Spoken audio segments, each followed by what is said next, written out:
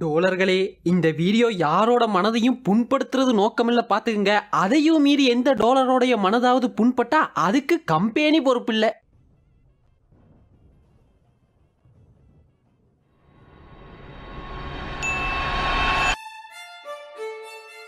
வணக்கம் டோலர்களே. இந்த வீடியோக்குள்ள போறதுக்கு முன்னாடி ஒரு சின்ன பின் குறிப்பு. இது பின் குறிப்பு இல்லையோ முன் குறிப்பு. இந்த படத்துல நம்ம டீனா பிச்சைக்காரனா நடிச்சிருக்கிறதுனால ஆங்காங்கே இந்த வீடியோல பிச்சைக்காரன் போன்ற வார்த்தை பிரயோகங்கள் வரலாம். இதெல்லாம் பார்த்துட்டு ப்ரோ பிச்சைக்காரங்கன்னு சொல்லக்கூடாது, அவங்கள பெக்கர், யாசகர்கள், யாசகம் கேப்போர் இப்படியான வார்த்தை பிரயோகங்கள்லாம் தான் நீங்க மேற்கொள்ளணும். சபை நாகரிகம் தெரியாதா ப்ரோ அப்படின்னு எவனாவது ஆஃபண்ட் ஆகி கீழே கமெண்ட் செக்ஷன்ல வந்தீங்க அப்படின்னா ஆஃபண்ட் ஆகுங்கப்பா, அதெல்லாம் பரவாயில்ல. பட் வீடியோ பார்த்துட்டு ஆஃபண்ட் ஆகுங்க, இல்ல ஆஃபண்ட் ஆகிட்டு வீடியோ பாருங்க. எப்படி சரி வீடியோவை பாருங்க, அதுதான் நமக்கு முக்கியம் பாரு. சோ ரெடியாவே இன்னொரு 10-15 நிமிஷத்துக்கு நான் தான் கதைக்க போறேன். கொஞ்சம் அருமையா தான் இருக்கும், கேளுங்க. So ready.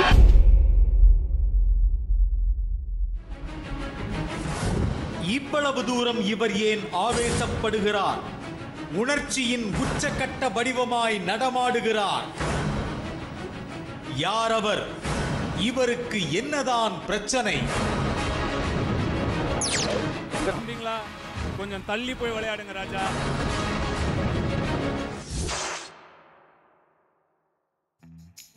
நோ அண்ணா, டீனா ஏனா இப்படி? நீயுமாண்ணா? ஏன்டா தினேஷ்?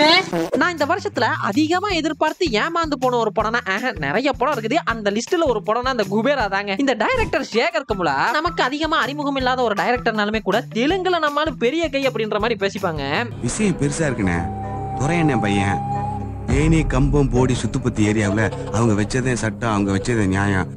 அவங்கள மீறி ஒன்றும் பண்ண முடியாதுண்ணே. ஒரு ஏஞ்சல் வானத்துல இருந்து இறங்கி வந்திருந்தா அது சேகர் கமுலா.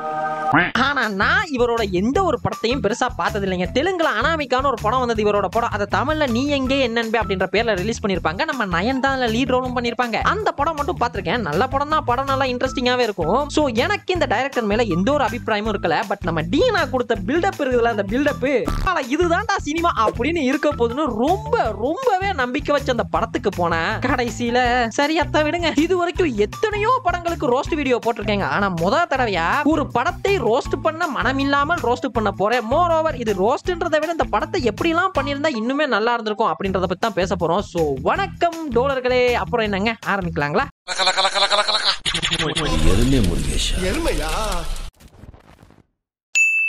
ஒரு பிச்சைக்காரன் எப்படி பணக்காரன் ஆகிறான் அப்படின்ற இந்த ஸ்டோரியோட ஆர்க் இருக்குதுல, பொதுவாகவே எனக்கு இந்த மாதிரியான ஆர்க் இருக்கக்கூடிய படங்கள்லாம் ரொம்பவே பிடிக்கும். எனக்கு பிடிக்கும்ன்றதை தாண்டி இல்ல, ஒண்ணுமே இல்லாத ஒரு ஹீரோ எப்படி எல்லாமா இருக்கக்கூடிய ஒருத்தனா மாறான் அப்படின்னு சொல்லக்கூடிய படங்கள்லாம் பொதுவாகவே நல்லா இருக்கும். இந்த ஜீரோ டு ஹீரோ கான்செப்ட். ஒரு பிச்சைக்காரன் எப்படி பணக்காரனா மாறான், ஒரு சாதாரண ஹீரோ எப்படி ஒரு கேங்ஸ்டரா மாறான், ஒரு சாதாரண ஹீரோ எப்படி படிச்சு பெரிய ஆளாகி ஒரு பொசிஷன்ல போய் உட்காரான், இல்ல ஒரு ஹீரோ தன்னோட கோலுக்காக எப்படி ஓடி உழைச்சு அந்த கோலை அச்சீவ் பண்றானே, இது மாதிரி சொல்லக்கூடிய படங்கள். ஒரு எக்ஸாம்பிளுக்கு சொல்லணும்னா கேஜிஎஃப், அண்ணாமலை, சூரரை போற்று, 12th ஃபெயில், பொதுவாவே இந்த ஜீரோ டு ஹீரோ கான்செப்ட் சொல்லக்கூடிய படங்கள்லாம் நல்லாவே இருக்கும். ஏன்னா அதுக்குள்ள பிளே பண்றதுக்கான அந்த ஸ்பேஸ் இருக்குதுல, அது நிறையவே இருக்கும். ஒரு ஸ்கோப் இருக்கக்கூடிய கதைகள்னு வச்சுங்களேன். சோ அப்படிப்பட்ட ஒரு கதை தான் இந்த குபேராவும். அண்ட் பொதுவாவே அதுவும் குறிப்பா தமிழ் சினிமால பாத்துக்கிட்டீங்கன்னா இந்த பிச்சைக்காரன்ற கேரக்டர் இருக்குல்ல, இந்த கேரக்டரை எந்த ஹீரோ நடிக்க பெருசா ஆர்வம் காட்டின மாதிரியே தெரியல.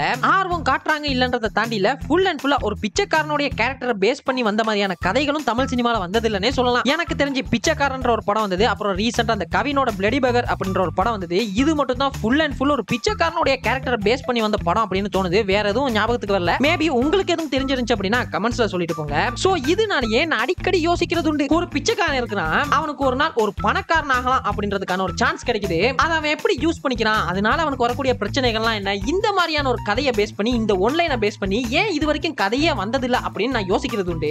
ஏன் இதெல்லாம் தமிழ் சினிமால இன்னுமே எடுக்கல அப்படின்னு கூட தோணுது உண்டு. இன்ஃபேக்ட் இந்த பிச்சைக்காரன் படம் வந்த டைட்டில் எல்லாம் இதுதான் கதையாவே இருக்க போகுது அப்படின்லாம் நம்பி உட்கார்ந்திருந்தேன். பட் அது வேற ஒரு ஜான்ரால இருந்தது, அது இப்ப நமக்கு தேவை கிடையாது. தென் இப்ப இந்த குபேரா வந்தப்ப கூட அதோட ட்ரெய்லர் எல்லாம் பாத்தீங்கன்னா அவ்வளவு பிரமாதமா இருக்கும். அண்ட் நம்ம டீனா வேற பில்டப்புக்கே பில்டப் கொடுத்து ஆடியோ லான்ச்ல இல்லாதது பொல்லாதெல்லாம் பேசி படத்துக்கு எந்த அளவு தூரத்துக்கு ப்ரமோஷன் பண்ண முடியுமோ அந்த அளவு தூரத்துக்கு பண்ணாப்ல. நீங்க என்ன பத்தி எவ்வளவு வேணா வதந்திகளை பரப்புங்க, என்ன வேணா நெகட்டிவிட்டியை ஸ்ப்ரெட் பண்ணுங்க. ஒரு வாட்டியும் என் படம் ரிலீஸ் முன்னாடி ஒரு நெகட்டிவ் கேம்பெயினை ஏற்படுத்தி ஸ்ப்ரெட் பண்ணுங்க. அந்த கண்ணுக்கு தெரியாத கை ரசிகர்கள் ஒருத்தரும் தீப்பந்தமா எரிஞ்சிட்டு இருக்கிற வரைக்கும் நான் போயிட்டே இருப்பேன். யாரா அந்த அண்ணன் உங்களுக்கு இருக்கீங்க? யார் தாண்டா அவரை வாழ விட மாட்டேங்கிறீங்க? ஏன்டா அப்படி டார்ச்சர் பண்றீங்க? பாவம்டா மனுஷன், நல்ல மனுஷனா இருக்காரா?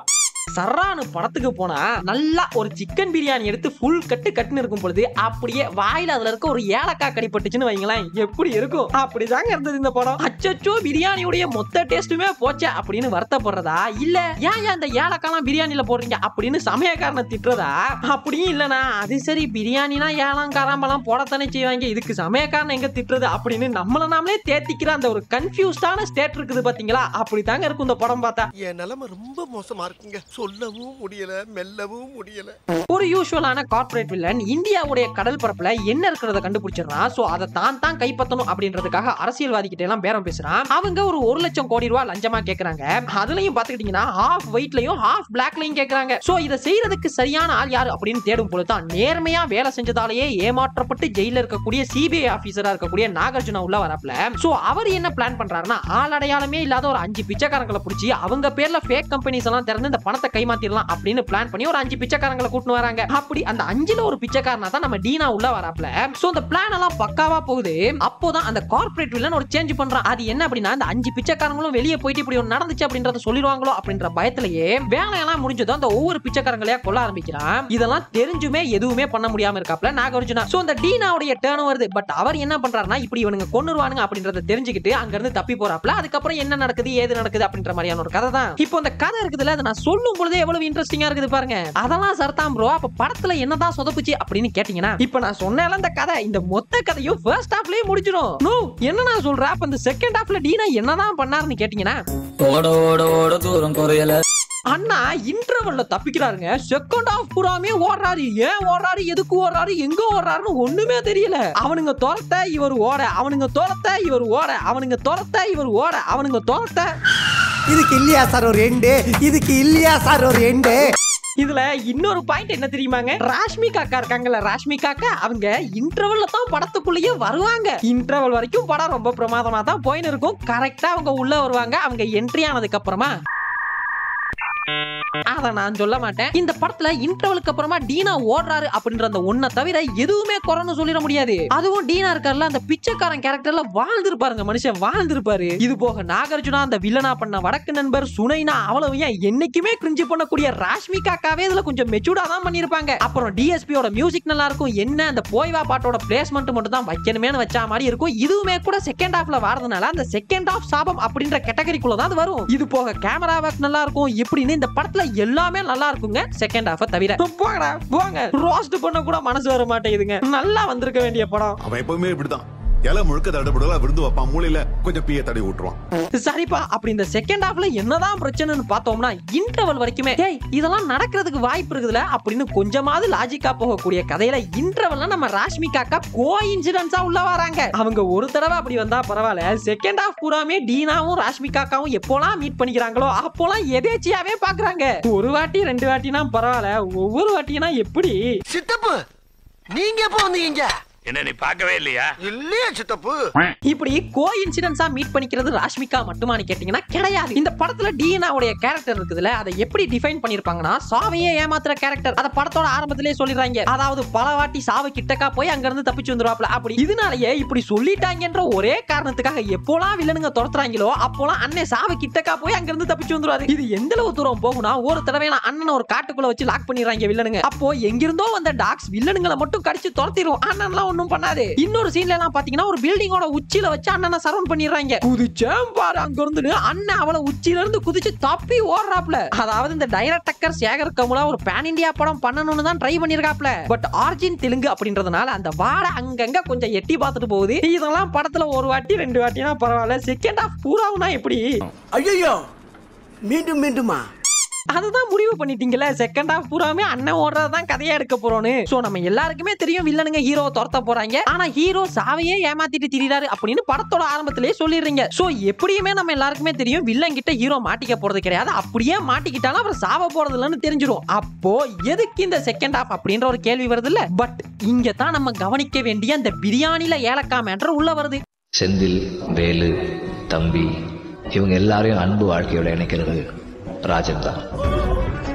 அது என்னன்னா நான் உனக்கு என்ன காட்டணும் அப்படின்னு நினைச்ச ஒரு படத்தை எடுத்தனும் அதை மட்டும் பாடுறா, நீயா ஒரு கதையை யோசிச்சு வந்து அது படத்துல இல்ல அப்படின்னு சொல்லாதீங்கடா அப்படின்ற மாதிரி சேகர் கமுலாவுடைய கதை என்ன, இப்படி மாட்டிக்கிற ஒரு பிச்சைக்காரனுடைய கேரக்டர் அந்த பிரச்சனையில இருந்து தப்பிச்சானா இல்லையா, இதுதான் கதை. சோ செகண்ட் ஹாஃப்க்கு அப்புறமா மொத்த கதையும் அந்த டீனாவுடைய பிச்சைக்காரன் கேரக்டர் இருக்குதுல, தேவான்ற அந்த கேரக்டர் அவனோட பிஓவில தான் மொத்த கதையுமே டிராவல் ஆகுது. இந்த கதையில அந்த டீனாவுடைய தேவான்ற கேரக்டர் இருக்குதுல, அவன் எப்படிப்பட்டவனா ஒரு சாதாரண பிச்சைக்காரன், அவனுக்கு ஹீரோயிசம்னா என்னன்னு தெரியாது, தாங்கிட்ட எவ்வளவு பணம் இருக்கு அப்படின்றது என்ன கூட தெரியாது, ஒருத்தன் அடிச்சானா அவனை திருப்பி அடிக்க கூட தெரியாது ஒரு இன்னசென்ட் கேரக்டர். சோ அந்த கேரக்டருடைய அந்த ஆர்க் இருக்குதுல, அத படத்துல எந்த இடத்துலயுமே மீறி இருக்க மாட்டாங்க. அண்ட் இந்த கேரக்டர்ல டீனா நடிச்சிருப்பாரு அப்படின்றத தாண்டில வாழ்ந்திருப்பாருங்க மனுஷன். சோ இப்படியெல்லாம் டிஃபைன் பண்ணப்பட்ட அந்த கேரக்டர் செகண்ட் ஹாஃப்ல ஹீரோயிசம்லாம் பண்ணி வில்லனை எப்படி சுத்த விடுறான் பாரு அப்படின்னு எதிர்பார்க்கிறது நம்ம தப்பு தானே. But on the other hand இப்படியெல்லாம் டிஃபைன் பண்ணப்பட்ட அந்த கேரக்டர் ஒரு கொடூரமான கார்ப்பரேட் வில்லன் கிட்ட மாட்டிக்கிட்டா என்னதாங்க பண்ணுவான், அவனால ஓட மட்டும் தான் முடியும். சோ அதை தான் படத்துலயுமே பண்றான். ஈவன் எங்கேயுமே துரத்துறவங்கள திருப்பி அடிக்க கூட மாட்டான். பட் ஒரு 1.5 மணி நேரம் கிட்டக்கா ஓடக்கூடிய அந்த செகண்ட் ஹாஃப்ல வெறும் பயந்து ஓடக்கூடிய அந்த கேரக்டருடைய கேரக்டரைசேஷன் மட்டுமே ஒர்க் ஆகுமா அப்படின்னு கொஞ்சம் சேகர் கமுலா யோசிச்சிருக்கணும். இன்னுமே புரியுற மாதிரி சொல்லணும்னா அந்த பிச்சைக்காரன் படத்துல ஒரு பிச்சைக்காரனுடைய கேரக்டர் வருங்க, டிமானிட்டைசேஷன் பத்தி எல்லாம் பேசியிருப்பாப்ல, கடைசியில அது உண்மையாவே நடந்தது இல்லையா. இங்க பாருமா, இந்தியாவுல ஏழைகளே இல்லாம போறதுக்கு ஒரே வழி 1000 ரூபாய் நோட்டு 500 ரூபாய் நோட்டை ஒழிக்கிறது தான். இது மாதிரி அவன் ஒரு பிச்சைக்காரன் தான், அதுக்குன்னு இன்னசென்ட்லாம் கிடையாதுப்பா, இந்த பணம் எப்படி ஒர்க் ஆகுது அப்படின்றதெல்லாம் தெரிஞ்சிருக்கக்கூடிய ஒருத்தன் அப்படின்னு அந்த கேரக்டரை டிஃபைன் பண்ணியிருந்தாங்கன்னா செகண்ட் ஹாஃப் இன்னும் பிரமாதமா பண்ணிருக்கலாம். அதாவது இந்த ஃபர்ஸ்ட் ஹாஃப் உடைய இன்டர்வல் கிட்டக்கா வில்லனுங்களோட கோடிக்கணக்கான பணம் தாங்கிட்ட இருக்குது, அதுக்காகத்தான் தன்னையே கொல்றதுக்காக துரத்துறாங்க அப்படின்னு தெரிஞ்சுக்கிட்டு அவங்க கிட்ட இருந்து தப்பிக்கக்கூடிய ஹீரோ செகண்ட் ஹாஃப்ல என்னெல்லாம் பண்றான் அப்படின்ற மாதிரி இருந்திருக்கும். ஏன்பா ஒரு பிச்சைக்காரன் கோடிக்கணக்கான பணத்தை வச்சு இந்த சிவாஜி படத்துல ரஜினி மாதிரி ஏழை மக்களுக்கு எல்லாம் உதவி பண்றான் அப்படின்னு எடுத்தா நல்லாவாயா இருக்கும், லாஜிக்கா இருக்குமா அப்படின்னு கேட்டீங்கன்னா இது ஒரு நல்ல கேள்வி. ஒரு கார்ப்பரேட் வெல் எஜுகேட்டட் வில்லன் ஒருத்தன் இருந்தான் அப்படின்னு காட்டும் பொழுது அவன் எப்படி கோடிக்கணக்கான பணத்தெல்லாம் சிம்பிளா ஹேண்டில் பண்ணுவான் அப்படின்னு நம்ம நம்புறோமோ, அது போல ஒரு பிச்சைக்காரன் இதெல்லாம் பண்றான் அப்படின்றத நம்மளால நம்ப வைக்க முடியும். Let me explain. ஒரு பிச்சைக்காரன் இதெல்லாம் பண்றான் அப்படின்றத நம்மளால நம்ப வைக்க முடியும். தெரிஞ்சாலும் ரைமிங்கோட நல்ல டைமிங்கோட நான் ஒரு தடவை சொல்றேன் கேளுங்க. இந்த பணம்லாம் எப்படி ஒர்க் ஆகுது அப்படின்ற ஒரு தேடல் இருக்குதுல, அது ரெண்டே பேர்கிட்ட தாங்க இருக்கும். ஒன்னு அந்த பணத்துக்காக தினம் தினம் கஷ்டப்படக்கூடியவங்க, இன்னொன்னு அதே பணம் அதிகமா இருக்கக்கூடிய பணக்காரனுக்கு. இதை இன்னுமே சிம்பிளா சொல்லணும்னா பணத்தை பத்தி எல்லாம் தெரிஞ்ச ரெண்டே பேர் தாங்க இந்த உலகத்துல இருக்காங்க. ஒன்னு அந்த பணம் அதிகமா இருக்கக்கூடிய பணக்காரன், இன்னொன்னு அந்த பணமே இல்லாத பிச்சைக்காரன். ரெண்டுமே ஒரே சம்பவம் தானே, அதையும் பிரிக்கிறீங்க. இங்கிலீஷ்ல ஒரு லைன் இருக்குதுங்க, அதுல இதை இன்னுமே அழகா எக்ஸ்பிளைன் பண்ணிருப்பாங்க. The one with nothing knows the weight of dreams, the one with everything the cost having them. So இப்போ நான் முன்னாடி சொன்ன ஒரு பணக்காரன் பண்ணக்கூடிய மிஸ்டேக் ஒரு பிச்சைக்காரனா பணக்காரனா மாத்துறதுக்கான சான்ஸை கொடுக்குது. அதை அவன் எப்படி யூஸ் பண்ணிக்கிறான், அதனால வரக்கூடிய பிரச்சனைகள்லாம் என்னன்னு ஒரு லைனை வச்சு கதை பண்ணா எப்படி இருக்கும்னு சொன்னேன்ல, அதோட இதை கனெக்ட் பண்ணி பாருங்க எவ்வளவு பக்காவான ஆர்க்கா இருக்கும்னு. ஆனா எண்ட் ஆஃப் த டே எல்லாமே நம்ம என்ன கேரக்டரை டிஃபைன் பண்ணி எழுதுறோமோ அதுதாங்க. சேகர் கமுலா டிஎன்ஏவுடைய அந்த தேவான்ற கேரக்டரை இன்னசென்ட்டான பெகர் அப்படின்ற மாதிரி எழுதிட்டாப்ல. அப்போ நம்ம இதெல்லாம் எதிர்பார்க்க கூடாதுதான். இப்ப தெரியுதாங்க கனெக்ஷன் பிட்வீன் பிரியாணி ஏலக்கா சமயக்காரன். Can you catch my point? Tell me. Catch pa. It's nice, no? But இப்ப நீங்க கேட்கலாம், ப்ரோ இப்ப நீ சொன்னதெல்லாம் படத்துல அண்ணா பண்ணவே இல்லையான்னு கேட்டீங்கன்னா பண்றாப்ல. எப்போ படத்தோட கடைசி 20 நிமிஷத்துல. அப்பதாங்க நமக்கு ஒரு கேள்வி வருது, இவ்வளவு நேரம் இன்னசென்ட்டா தான் பேர்ல கோடிக்கணக்கான பணம் இருக்குன்னு தெரிஞ்சதோட வேல்யூ தெரியாம சாதாரணமா சுத்தின்னு இருந்த தேவா கேரக்டர் திடீர்னு கிளைமேக்ஸ்ல சம்பந்தமே இல்லாம பணத்தை கொண்டு போய் நரோட்ல கொட்டுறதும் எனக்கு ஷேர் கொடுன்னு கேக்குறப்போலாம் ஹீரோயிசம் வரல. உன் அறிவுக்கு உன்னால என்ன பண்ண முடியுமோ அதை பண்ணிட்டல. அச்சோ கிளைமேக்ஸ் வந்துருச்சா, எப்படி சரி படத்தை முடிக்கணுமே அப்படின்னு சப்பக்கட்டு கட்டின மாதிரி தான் இருந்துச்சே தவிர எதுவுமே கனெக்ட் ஆகல. அப்புறம் இந்த போய் சாங் இந்த படத்துல பெருசா சாங் அப்படின்னு எதுவுமே இருக்காது, எல்லாமே இந்த ஸ்கிரீன் பிளேயோட வர மாதிரியான சாங்கா தான் இருக்கும். அதாவது கதையோடவே சீன்ஸா வர மாதிரி இருக்கும். ஆனா படத்துல நம்ம டீனா இருக்காரு அப்படின்றதுக்காக பாட்டு வச்சாங்களா இல்லையான்னு தெரியல. இல்ல டீனாவே போய் ஏன் சார் நாங்கெல்லாம் தெலுங்கு படத்துல பாட்டுக்கு டான்ஸ் ஆடக்கூடாதா அப்படின்னு கேட்டாரா இல்லையான்னு தெரியல.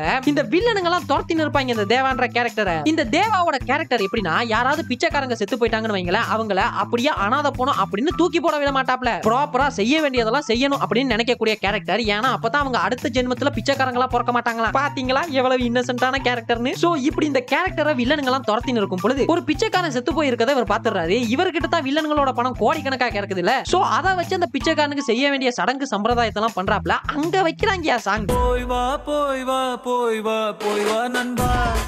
இல்ல எனக்கு புரியல இந்த சாங்கோட பிளேஸ்மெண்ட்டே எப்படி இருக்கும்னா எப்பா எவ்வளவு நேரம் தாயா ஓடுவ சட்டு புட்டுன்னு ஓடி முடியா வீட்டை பார்த்து கிளம்பணும் அப்படின்னு நம்மளே கடுப்புல இருக்கும் பொழுது அப்போ அண்ணன் ஓடுனதுக்கு நடுவுல ஒரு பிரேக்கை விட்டு சாங் போறாப்ல போய் வான்னு ஏதோ நமக்கே பாட்னா மாதிரி இருக்குங்க. ஏன்டா நாங்களாம் பாவம் இல்லையாடா? ஆடியன்ஸ் பொறுமைக்கு ஒரு எல்லை இருக்குது இல்லையா?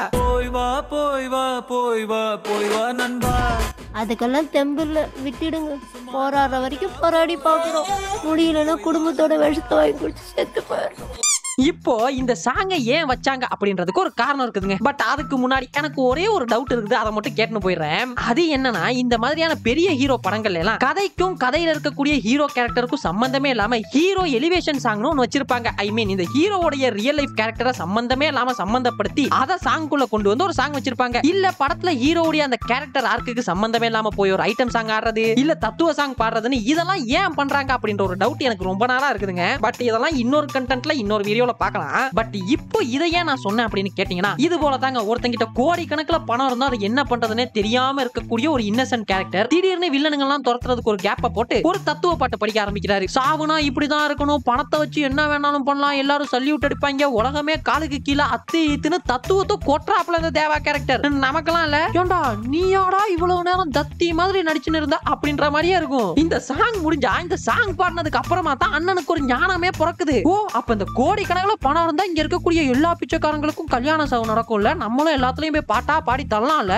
அப்படின்னு அண்ணனுக்கு ஒரு ஞானம் பிறந்து இந்த பாட்டுக்கு அப்புறமா வில்லங்கிட்ட போய் பேரம் பேச ஆரம்பிக்கிறாரு. உண்மையாவேங்க சத்தியமா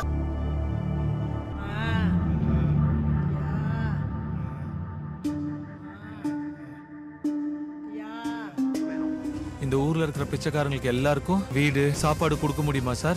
என் பேங்க்ல இருக்கிற பணத்தால கொடுக்க முடியும் சார். எனக்கு அந்த பணம் வேணும். யோ சேகர் கமலா பழைய ஆளியா நீ ஒரு சாங்க வச்சு எவ்வளவு நேக்கா கிளைமேக்ஸுக்கு கொண்டு வந்த பத்தியா படத்தை. இந்த கிளைமேக்ஸ் நெருங்க நெருங்க தேவா கேரக்டருடைய கோரிக்கைகள்லாம் வியடா இருக்குதுங்க. அதுவும் இந்த கிளைமேக்ஸ்ல எல்லாம் வில்லங்கிட்ட போய் சார் நீங்க ஒரு நாள் வந்து பிச்சை எடுத்து பாருங்க சார், அப்பதான் நம்ம எல்லாம் படுற கஷ்டம் உங்களுக்கு தெரியும்னு டீனா கோரிக்கை வைக்க கார்பரேட் வில்லனும் பிச்சை எடுக்க வந்துடுறான். ஆக்சுவலி இந்த படத்தோட கதை தான்டா என்ன அப்படின்னு நீங்க பல பாயிண்ட்ல பல விதமா யோசிப்பீங்க.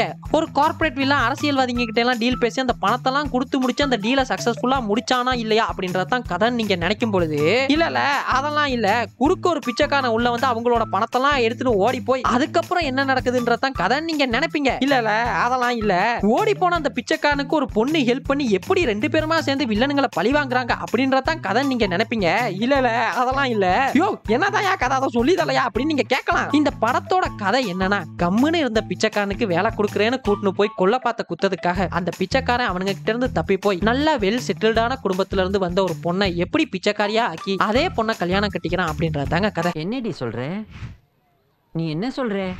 பிறகு என்னங்க படத்தோட ஓப்பனிங்க்கும் அதுல வரக்கூடிய ப்ராப்ளம்க்கும் படத்தோட எண்டுக்கும் எந்த ஒரு சம்பந்தமுமே இருக்காது. படத்தோட அந்த ரைட்டிங் ப்ராசஸ் இருக்குதுல்ல, ரைட்டிங் ப்ராசஸ் அது எப்படி இருந்திருக்குன்னா இந்த படத்தோட மொத்த கதையும் வெறித்தனமா எழுதியிருப்பாப்ல மனுஷன். எழுதி முடிச்சிட்டு கடைசி லைன்ல தேவாவும் கதாநாயகியும் ஒன்றிணைந்தனர் அப்படின்னு எழுதி முற்றும் போட்டார்ல, அந்த ஒத்த லைன்ல படத்துல வந்த மொத்த கேரக்டரையும் கேமியோ ஆக்கிட்டு அந்த மனுஷன் பாட்டுக்கு போயிட்டாரு அப்படின்ற மாதிரி ஆயிருச்சுங்க. ஏன்னா அந்த படத்துல இருக்கக்கூடிய கேரக்டர்ஸ் எல்லாம் அவங்களோட மோட்டிவ பினிஷ் பண்ணாங்களா இல்லையான்னு கேட்டீங்கன்னா அது ஒரு டவுட் தான். வில்ல அந்த டீலை ஓகே பண்ணானா இல்லையானா கிடையாது. நாகார்ஜுனாவுடைய கேரக்டர் ஜெயில இருந்து வரதே தன்னோட குடும்பத்தோட சந்தோஷமா இருக்கணும்னு தான். அதை பண்ணாரான்னு கேட்டா கிடையாது. அநியாயத்துக்கு ஏன் வந்தோம் எதுக்கு வந்தோனே தெரியாம செத்து போயிடுவாருங்க. இந்த வருஷத்துக்கான எக்ஸ்டெண்டட் கேமியோ அவார்ட் அப்படின்னு ஒன்னு கொடுக்கணும்னா அது நாகார்ஜுனாக்கு தான் கொடுக்கணும். அப்பேற்பட்ட அற்புதமான கேரக்டர். அப்புறம் இந்த டீனாவுடைய தேவா கேரக்டர் அவனோட மோட்டிவ் என்னன்னா தன்னை போல இருக்கக்கூடிய பிச்சைக்காரங்களாம் நல்லா வாழணும், அதுக்கு எதனாவது பண்ணணும்ன்றதான். சரி அதை பண்ணானா அதுவும் கிடையாது. இப்படி இந்த படத்துல வரக்கூடிய ஒவ்வொரு கேரக்டரும் அதோட மோட்டிவ் அச்சீவ் பண்ணாமலே சம்பந்தம் இல்லாத ஒரு கிளைமேக்ஸ். ஆக்சுவலி உண்மையா சொல்லணும்னா நல்லா வந்திருக்க வேண்டிய படங்க. சரி விடுங்க, அதுதான் ஆனது ஆகி போச்சு. பட் யாருனாவது ஆஸ்பைரிங் ஃபிலிம் மேக்கர்ஸ் இந்த வீடியோ பார்த்துட்டு இருக்கீங்க அப்படின்னா சும்மா நான் சொன்ன லைனை வச்சு எதனால ட்ரை பண்ணி பாருங்க. இது வரைக்கும் தமிழ் சினிமால இப்படி ஒரு படம் வந்ததுலன்னு தான் நினைக்கிறேன். மேபி அட போடா தற்கொலை இதெல்லாம் அப்பவே தமிழ் சினிமால பண்ணிட்டாங்க அப்படின்னு எதனாவது படம் இருந்துச்சு அப்படின்னா அந்த கமெண்ட்ஸ்ல சொல்லிட்டு போங்க. எனக்கும் தெரியாது, தெரிஞ்சுக்கிறேன். அப்புறம் என்ன கீழே பாருங்க நம்ம சோஷியல் மீடியா லிங்க் சும்மாவே கிடக்கும், போற போக்கில் அதையும் ஃபாலோ பண்ணிக்கங்க. அப்புறம் என்ன இன்னொரு சூப்பரான வீடியோல மீட் பண்ணலாம். அதுவரை நன்றி, வணக்கம்.